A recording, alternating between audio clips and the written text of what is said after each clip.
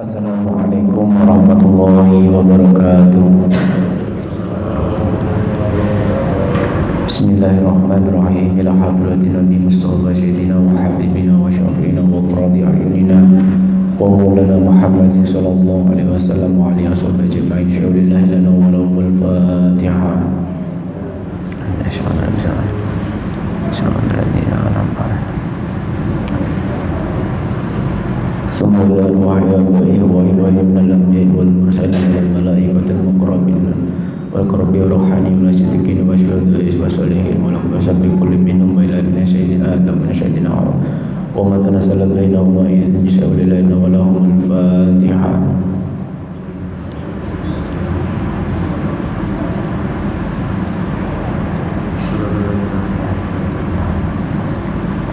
Bismillahirrahmanirrahim. Masya Khudri wa Nasabandi wa Jami'al Ad-Durud wa Sultan Awliya Sayyidina Syahad Al-Qawadir Al-Jalil wa Sayyidina Syahad Al-Sarabil Muhammad Usman Al-Syaqi radiyallahu anhu wa sulih wa furu'in syai'ulin la ilaha wa lahumul Fatihah.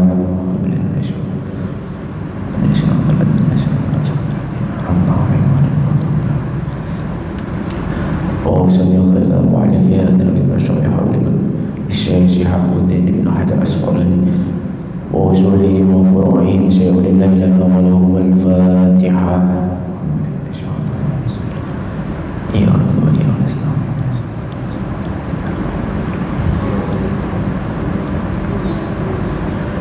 وصلنا إلى جمعه هذه الجماعة مسجد بين العتيق ونخص وصلنا إلى جمعه جمع في هذا المجلس.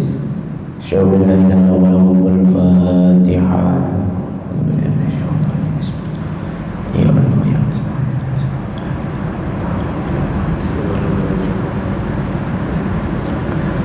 Alhamdulillah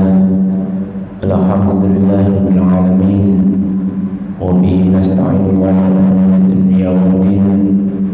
Assalatu wassalamu ala asrafil mursalin sayyidina wa maulana Muhammadin.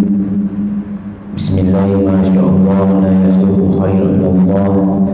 Bismillahi ma sya'allah la yasrifu su'a ilallah. Bismillahi ma sya'allah ma kana min fa minallah. Bismillahi ma sya'allah la hawla wa la quwwata illa billahil aliyyil azim.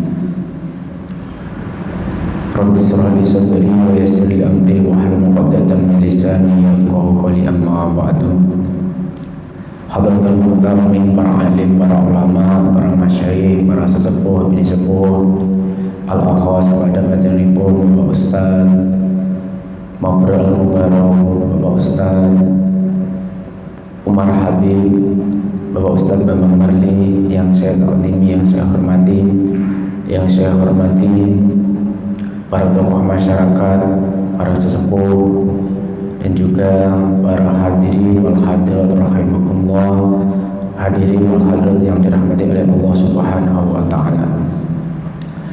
Puji syukur kepada Allah Subhanahu wa taala pada pagi hari ini yang telah memberikan kita rahmat, hidayah serta taufiknya, sehingga kita pada kesempatan pagi ini kita masih dipertemukan di majelis ilmu, kita masih bisa dipertemukan duduk di taman surganya Allah Subhanahu wa taala, yaitu majelis ilmu.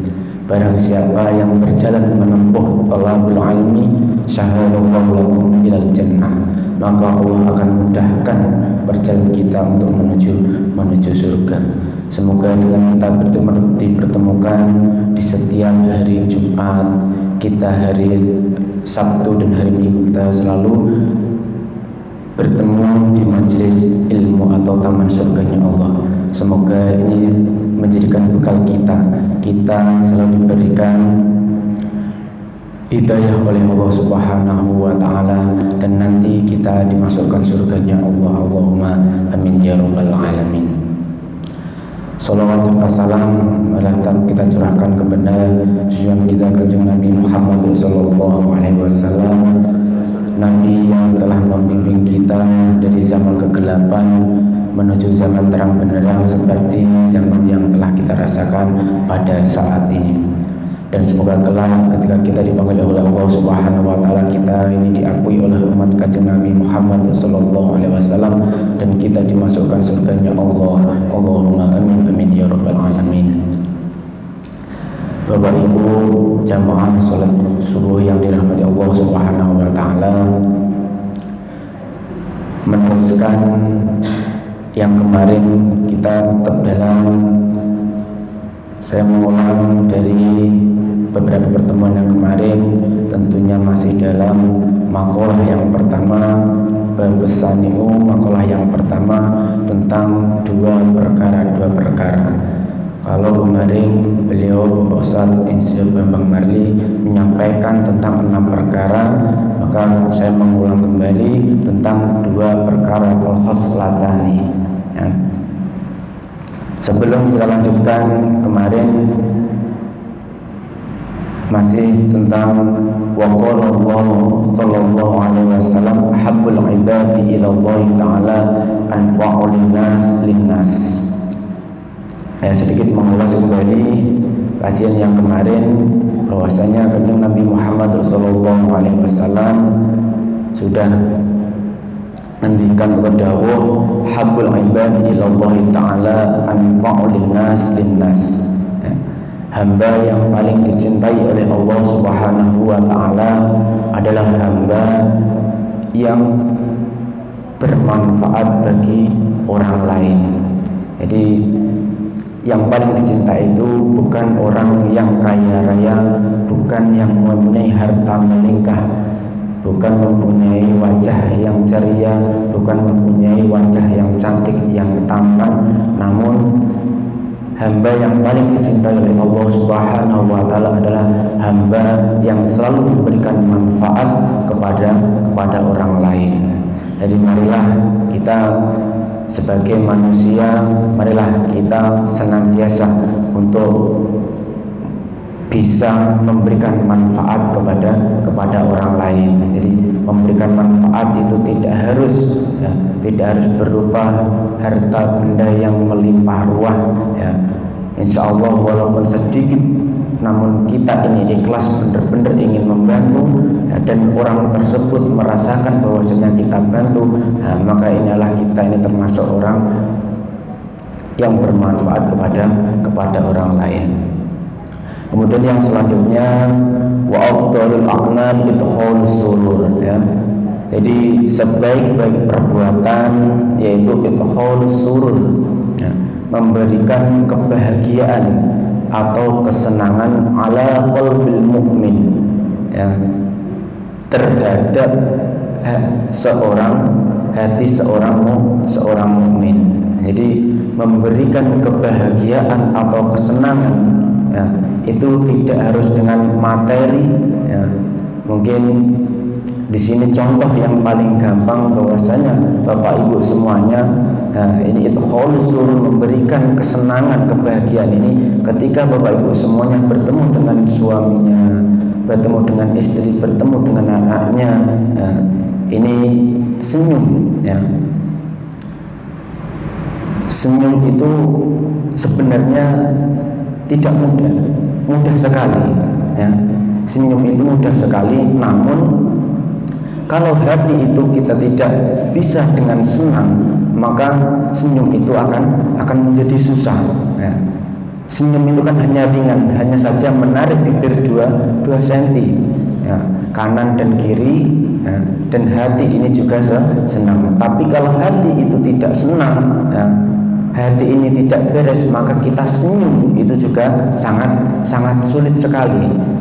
Maka dari itu mari kita hidupkan ya, hati kita biar kita terlalu senyum ya, karena senyum ini termasuk itu khulus surur, memberikan kebahagiaan kepada orang ya.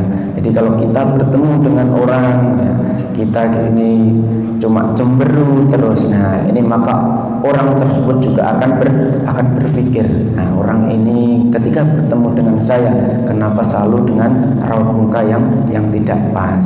Nah, ini makanya marilah ya, kita tebarkan ya, memberikan kesenangan kepada orang, tidak hanya dengan materi. Nah, bahwasanya cerminan hati calon penghuni surga itu adalah wajah yang selalu senyum, wajah yang selalu ceria, wajhun thalibun, ya, wajah yang senyum, yang senang. Ini adalah yang termasuk memberi kebahagiaan kepada orang lain.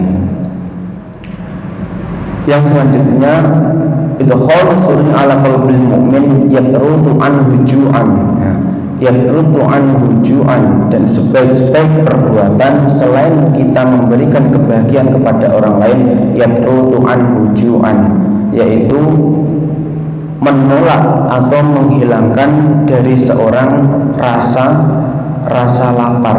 Ya, artinya di sini Islam itu membangun akhlak peduli sesama muslim, sesama manusia.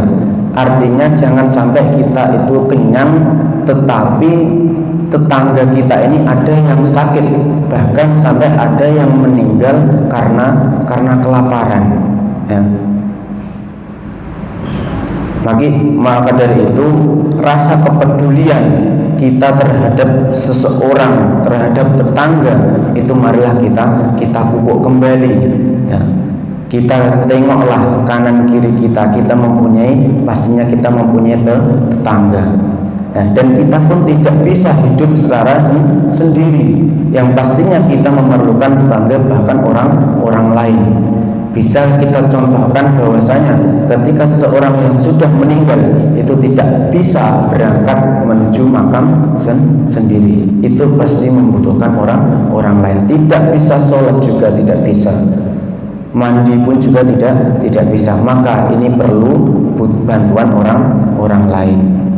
Nah, jadi kita ini ketika semalam ini kita ini tidur pulas, ya, kemudian kok kita tahu bahwasanya tetangga kita ini ada yang kelaparan, nah, maka tidur kita semalam ini dihukumi dosa, karena kita tahu bahwasanya kita mempunyai harta, kita mempunyai barang, tetapi kita melihat tetangga kita yang kelaparan, ya, bahkan sampai nanti itu ada celakanya, bahwasanya nanti ada yang meninggal atau, nah itu kita dihukumi dosa.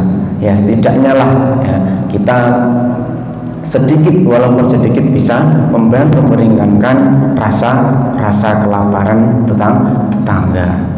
Nah, maka dari itu kita sebagai seorang yang mempunyai harta, kita bisa makan nasi dengan enak. Nah ini marilah kita dengan secukupnya, ya. Kita makan kita ambil secukupnya. Jangan sampai kita itu membuang nasi. Nah, nasi yang kita buang ini akan nangis. Ketika kita mengambil nasi, nah, kita makan, kita ambil banyak, kemudian kita ini kok nanti tidak habis. Nah, maka nasi itu kalau bisa protes, itu protes. Ya. Nasi itu kalau bisa ngomong akan protes. Nah, maka dari itu kalau orang dulu kalau ngomong kepada anaknya do, ya, kalau makan itu dihabiskan, nanti ayamnya mati. Nah ini adalah bahasa kiasan orang tua kepada anaknya pada zaman dahulu, agar makannya seorang anak itu akan habis. Tapi kalau sekarang ini sudah kalau dikatakan seperti itu sudah menjawab, ya. Makanya dihabiskan, nanti kalau nggak habis ayamnya mati. Justru kalau itu sekarang dibalik, kalau kita makan dan makan itu dihabiskan, maka ayam itu akan mati karena tidak kebagian. Nah itulah anak-anak sekarang mungkin seperti itu, dengan canggihnya pemikiran dan canggihnya teknologi, ya. Jadi bisa aja menjawab pertanyaan-pertanyaan atau omongan dari orang tua, ya. Kalau udah seperti itu, ya, itu sebenarnya tidak benar, ya. Karena kita kalau makan terus bahasa Jawa ini ngokoh, ya. Ngokoh itu tidak baik, ya. Kemudian ada cerita bahwasanya sahabat ya Abu Dar ya, ini ada Abu Dar ini makan itu nggak berani sampai sisa. Karena apa? Karena dia takut ya, karena dia takut nanti itu akan dipertanyakan. Nah, ini akan dihisab juga masalah makan yang tidak habis ya. Apalagi sampai makan tidak habis, kemudian kita melihat tetangga yang sangat membutuhkan bahkan kelaparan. Nah, ini sangatlah berbahaya. Nah, kemudian sahabat yang kaya raya, ya, sahabat ada yang kaya, ada yang miskin juga. Ya, jadi sahabat itu yang kaya itu adalah Abu Bakar, seperti halnya Abu Bakar, Utsman, itu adalah sahabat yang kaya raya. Ya.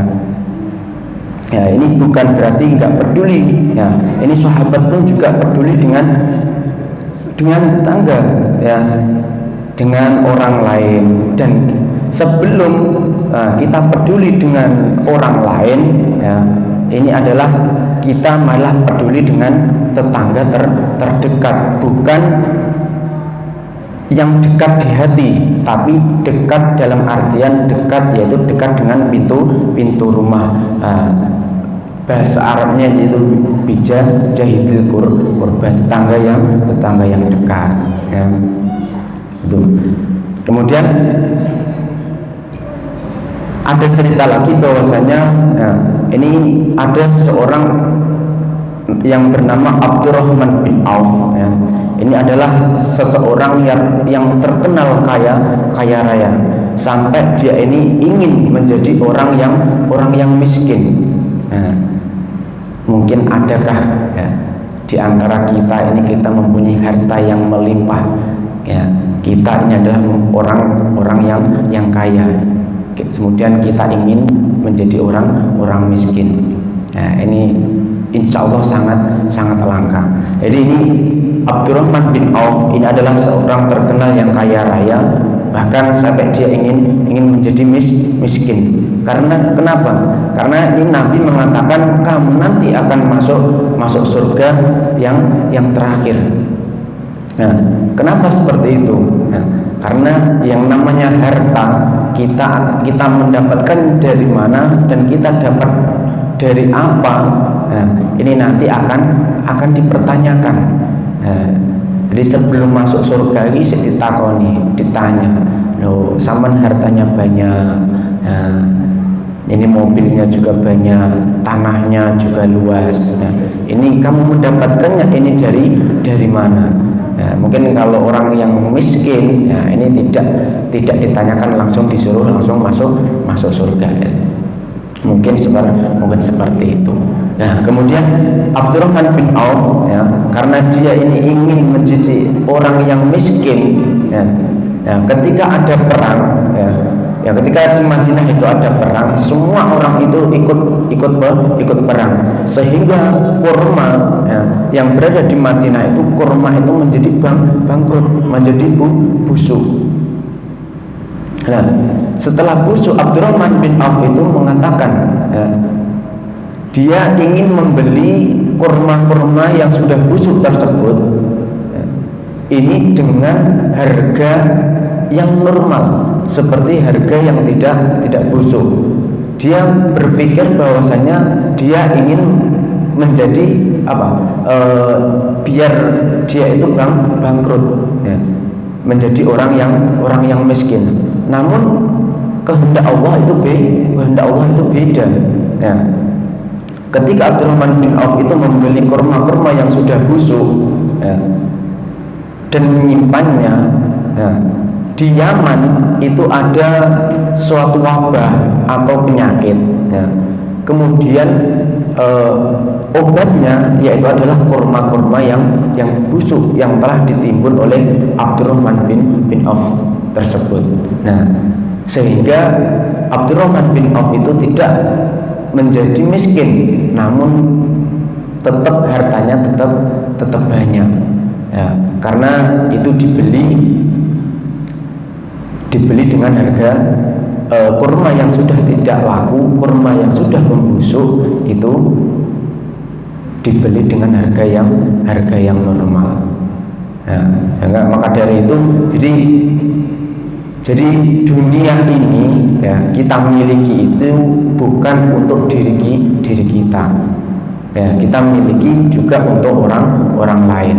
Nah, sepertinya kita ini juga termasuk ini memberikan manfaat kepada orang. Dan ini ketika kita makan, ya, kita memberikan makan itu juga harus kita memilah dan memilih. Man akala halal sofat fikratuhu. Barang siapa yang makan dengan makanan yang halal, ya, makan makanan yang jelas dari yang kita dapatkan, maka jernihlah pikiran kita, bening hati kita, sehingga anggota badan kita ini menjadi anggota badan yang pintar.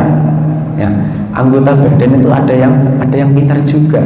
Nah, contohnya ini kalau mata itu kalau pintar, kalau dihadapkan dengan Al-Quran 1 jam 2 jam ini kuat.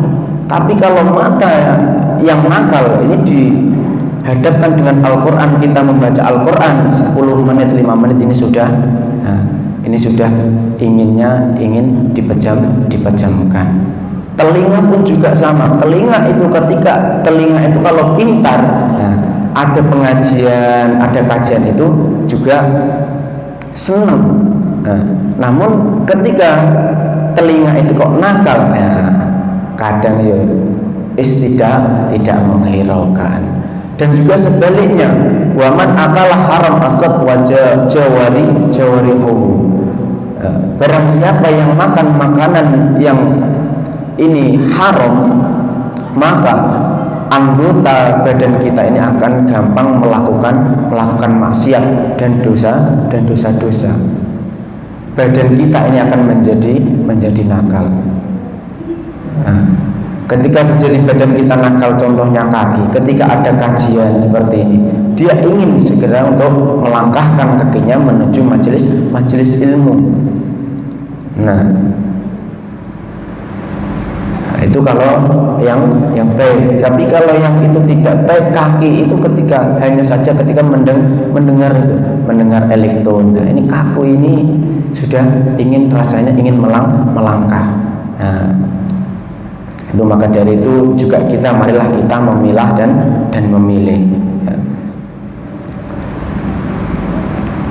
Jadi sebagai muslim yang baik, marilah ya kita selalu berbuat baik, memberikan manfaat, ya. Kemudian kita janganlah sebagai seorang itu janganlah individualis, ya, egois, ya. Makanya kemarin di awal saya sampaikan, ibadah kita, sholat kita, ya, zikir kita itu semua itu dihukumi pahala. Namun tapi kalau hubungan kita, ya, hablum minanas kita, ya, hubungan kita sesama manusia, hubungan kita sesama tetangga, sesama orang itu tidak baik, maka ini akan terasa pincang. Jadi kalau pincang itu tidak pas. Nah, ada kalanya ada kasus tertentu di antara hablum minallah dan hablum minanas ini didahulukan yang hablum minanasnya. Ya, hubungan antara manusia dan hubungan antara Allah ini dalam konteks tertentu, dalam kasus tertentu ini juga yang didahulukan ini adalah hablum minanasnya. Contohnya apa? Ketika kita mau berangkat ke masjid, ya, kita melihat nenek-nenek yang sedang jatuh di perjalanan. Ini kita lebih baik menolong atau kita biarkan kita berangkat untuk melaksanakan sholat Jumat. Kalau kita menolong, yang jelas kita sudah tertinggal sholat Jumat. Tapi kalau kita melaksanakan sholat Jumat, maka nenek tersebut ini akan meninggal. Nah, disitulah ini dihukumi hablum minanas yang seperti itu kita dahulukan. Nah, karena nanti kalau masalah sholat Jumat, ya, kalau masalah sholat Jumat itu masih bisa hubungan dengan Allah. Allah itu maha pengasih, Maha Pengampun dan Maha Mengetahui. Ya. Jadi marilah kita menolong sesama orang, kita memberikan kebahagiaan kepada orang, ya, karena sesungguhnya wallahu fi aunil abdi maka abdu fi auni akhihi.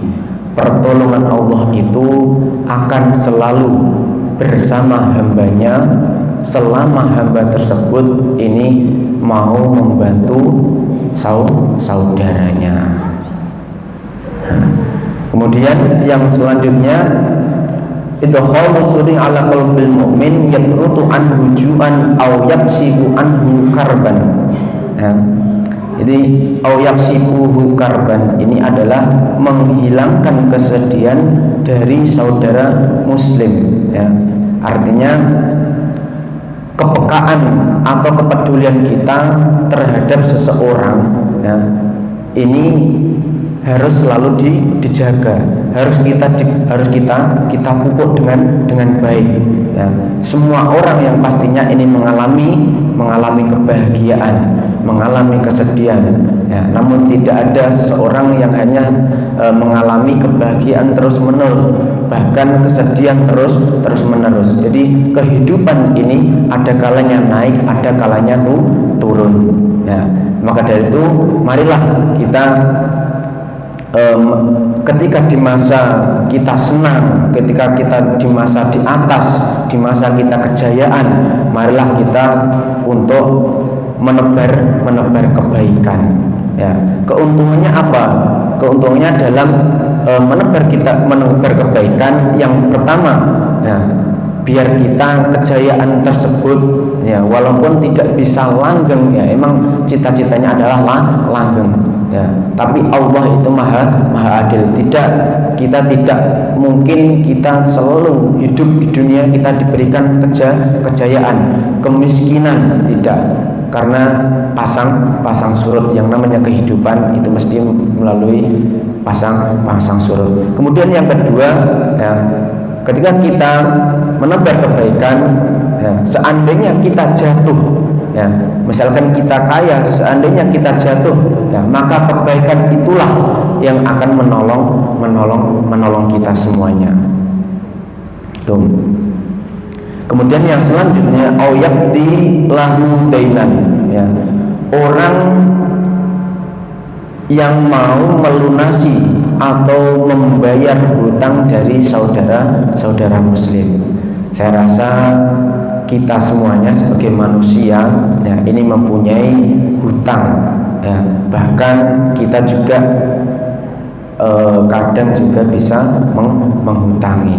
Nah, hutang yang di sini auladilahu dainan di sini, hutang di sini yang dimaksud itu bukan hutang yang telah direncanakan, ya.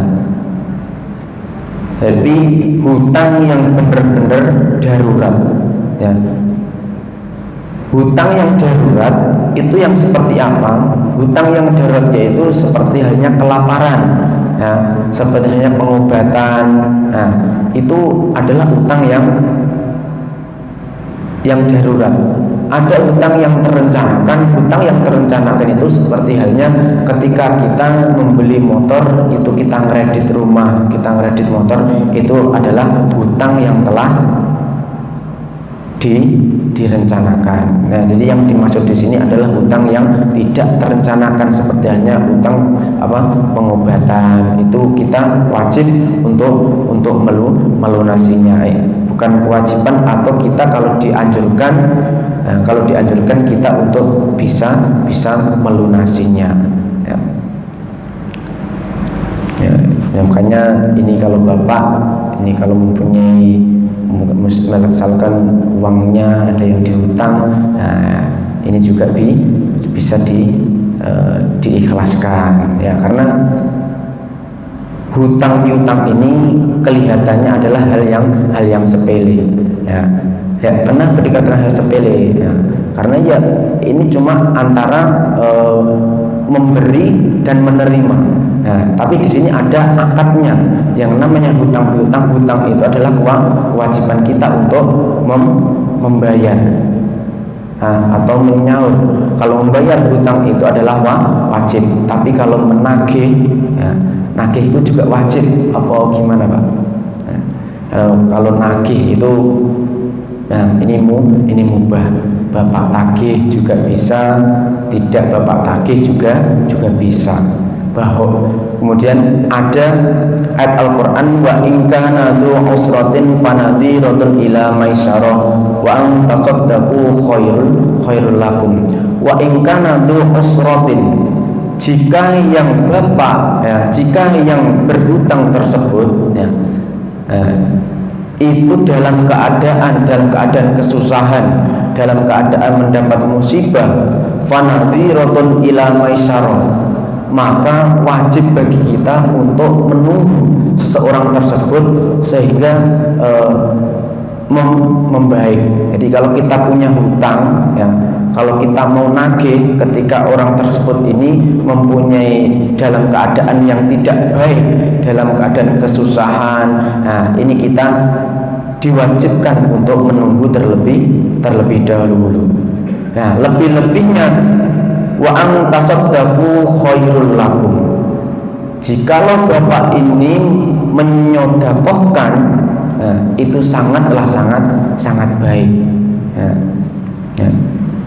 Maka sebenarnya dalam Islam, dalam konsep Islam, hutang piutang ini adalah kategori ta'awanu 'alal birri wat taqwa, dalam kategori tolong menolong dalam kebaikan dan ketakwaan. Namun ya itu tadi, yang namanya hutang itu wajib kita bayar. Mungkin bapak ini misalkan hutangnya nggak disaur, ini mungkin bisa bapak ini menagihnya, mungkin kalau nggak bisa ditagih di dunia, ditagih di akhirat. Mungkin ada yang mempunyai prinsip yang seperti itu. Kemudian yang selanjutnya, wa khoslatani la syai' ahbasu minhuma asyirku billah wa dzurru bil muslimin. Ini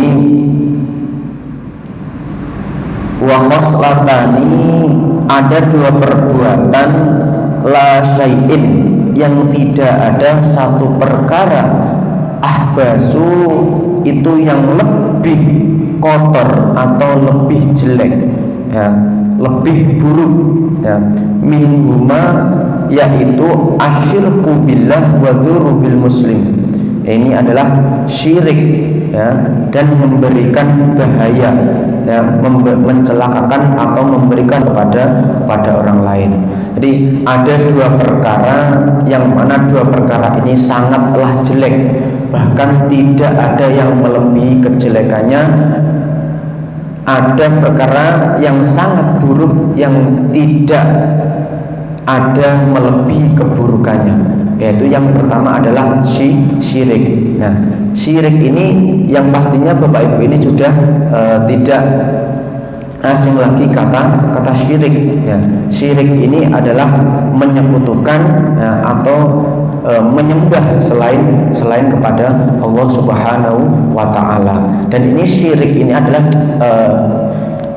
dosa ketika kita menyembah, ketika menyekutukan Allah, ini adalah dosa yang sangat besar, dan ini tidak diampuni oleh Allah Subhanahu wa Ta'ala. Jadi ketika ada orang yang meninggal dalam keadaan syirik, yaitu tidak menyembah kepada Allah, tidak percaya dengan adanya Allah, ini akan sulit untuk mendapatkan ampunan. Namun kalau hanya syirik kecil, insya Allah ini akan diampuni oleh Allah Subhanahu wa Ta'ala. Cerita dari kehidupan Nabi Ibrahim. Nabi Ibrahim adalah nabi, termasuk salah satu nabi ulul asmi, nabi yang telah memiliki ketangguhan, memiliki keistiqomahan dalam berjuangnya, yakni dalam berjuang menegakkan agama Allah Subhanahu wa Ta'ala. Jadi Nabi Ibrahim ini sebelum lahir dia ini berada di bawah kepimpinan yaitu Raja Namrud. Bahwasanya Raja Namrud ini adalah terkenal tokoh atau figur seseorang yang merupakan kekuatan dari keadilan, lebih merupakan kezaliman daripada kebijakan. Dia memerintah, ya, dia memerintah rakyatnya dengan sewenang-wenang, ya. Ya. Karena Raja Namrud ini adalah seorang raja, ya, seorang raja, dan ada seseorang yang mengatakan kepada Raja Namrud bahwasanya ada seseorang laki-laki yang nanti akan menghancurkan kepemimpinannya, akan menghancurkan kepemimpinan yang dipimpin, ya. Maka dari itu, karena Raja Namrud ini khawatir, ya, terhadap kepemimpinan yang nanti akan dialihkan atau nanti akan digusur, nah, maka Raja Namrud ini, ya, mempunyai wewenang, ya, wewenang kepada rakyatnya, memerintahkan kepada rakyatnya bahwasanya siapa saja yang mempunyai anak laki-laki maka bunuhlah. Ya, sangatlah kejam ketika kehidupan di Raja Namrud. Nah, sampai ada ketika itu bapak dan ibu ini suami istri ini harus saling menjaga. Jangan sampai ini mempunyai anak ini yang laki-laki. Ketika ada laki-laki, singkirkan, bunuh dia. Tidak usah menunggu besar. Nah, ketika Nabi Ibrahim ini lahir, ya, orang tua dari Nabi Ibrahim ini secara diam-diam, nah, ini Nabi Ibrahim disembunyikan, ya, dia disembunyikan di dalam gua. Ya, ketika itu, ya, orang tua sudah pasrah. Jikalau, ya, ini emang takdir Allah, ya, Allah memberikan hidayah, ya. Ya, kalau orang kita mengatakan ya hidup, ya terserah. Kalau emang sudah meninggal, ya itu adalah bukan keuntungan saya. Nah, alhamdulillah Nabi Ibrahim ini ketika kecil, ketika ditaruh di dalam gua, disimpan di dalam gua karena dia takut dengan ancaman aturan Raja Namrud. Nah, itu ditaruh dalam gua, itu tidak ada satu orang pun, ya. Ini Allah yang telah merukuni Nabi Ibrahim tersebut. Ya, konon katanya ini di jarinya, ya, di jarinya Nabi Ibrahim ini keluar madu, ya, keluar madu sehingga Nabi Ibrahim ini menjadi besar. Ya, ketika Nabi Ibrahim ini menjadi besar, ya, mengetahui, dia bertanya kepada, ketika dia sudah besar, ya, dia mendapatkan wahyu dari Allah Subhanahu wa Ta'ala. Dia bertanya kepada orang tuanya, ya, saya ini siapa? Ya. Kemudian umat kita ini, orang-orang di sini itu adalah apa yang disembah, menyembah apa, dan apa yang disembah. Ketika kita mengetahui, singkat cerita, ya, mengetahui bahwasanya orang tuanya dari Nabi Ibrahim ini adalah yang disembah, orang-orang ini adalah patung. Ya. Nah, ketika Nabi Ibrahim mengetahui hal seperti itu, nah, ini Nabi Ibrahim juga ini mempunyai hati, ya, bahwasanya ini tidak benar apa yang telah disembah oleh bapak saya dan kaum ini, orang-orang ini adalah tidak benar. Nah, ketika itu, nah, ketika ada Raja Namrud ini ketika keluar, ya, patung-patung di situ banyak, ya. Ini ada salah satu patung, ya, ini dihancurkan. Yang menghancurkan itu adalah, yaitulah Nabi Ibrahim, ya.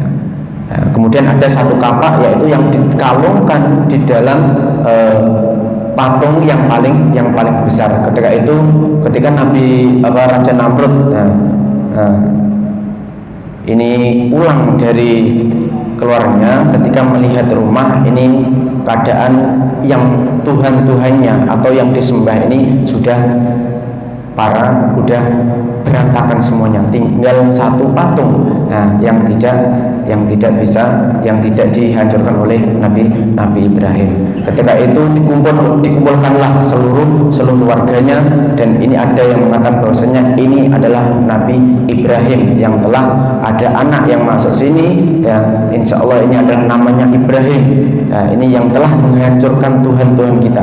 Akhirnya kumpulkanlah seluruh masyarakat di situ dikumpulkan. Nabi Ibrahim divonis bahwasanya walaupun itu belum ada bukti, tapi Nabi Ibrahim ini sudah divonis bahwasanya yang menghancurkan Tuhan yaitu sesembahan mereka. Ketika itu Raja Namrud ini ada murka. Ketika murka, Nabi Ibrahim ini akan dibakar. Ketika dibakar, singkat cerita, ini Nabi Ibrahim ini karena dia adalah sudah kekasihnya Allah, dia ketika dibakar, Nabi Ibrahim ini mempunyai doa, qul ya naru kuni bardan wa salaman. Jadi wahai api, jadilah kau dingin, jadikanlah penyelamat, sehingga Nabi Ibrahim itu bisa untuk selamat dari apa yang telah dilakukan oleh Raja Namrud tersebut. Mungkin dari sini marilah kita mengambil dari sini ini cerita tersebut bahwasanya salah satu dari syirik, menyekutukan Allah, menyembah selain Allah, yaitu dalam pemerintahan Raja Namrud, itulah yang menyembah ke patung. Semoga kita semuanya ini kita selalu diberikan kesehatan, kekuatan, kita selalu diberikan hidayah oleh Allah Subhanahu wa taala, kita bisa melaksanakan aktivitas kita selalu kita dinaungi oleh Allah Subhanahu wa taala, dipermudahkan segala urusan kita, dan semoga kita bisa berjumpa lagi, kita bisa dipertemukan oleh Allah Subhanahu wa taala di lain waktu, di waktu-waktu ketika mencari tolabul ilmi, di majelis ilmu, majelis yang telah dirinjukan, majelis Mau'idul Hasanah, yang tentunya Mau'idul Hasanah ini ditujukan kepada dirinya dan juga kepada jamaah semuanya. Semoga Bapak Ibu semuanya yang mempunyai hajatan semoga dimudahkan oleh Allah Subhanahu wa taala, dan kita selalu dalam lindungan Allah Subhanahu wa taala. Mungkin cukup itu yang bisa saya sampaikan, ada kurang lebihnya mohon maaf. Wabillahi taufiq wal hidayah. Wassalamualaikum.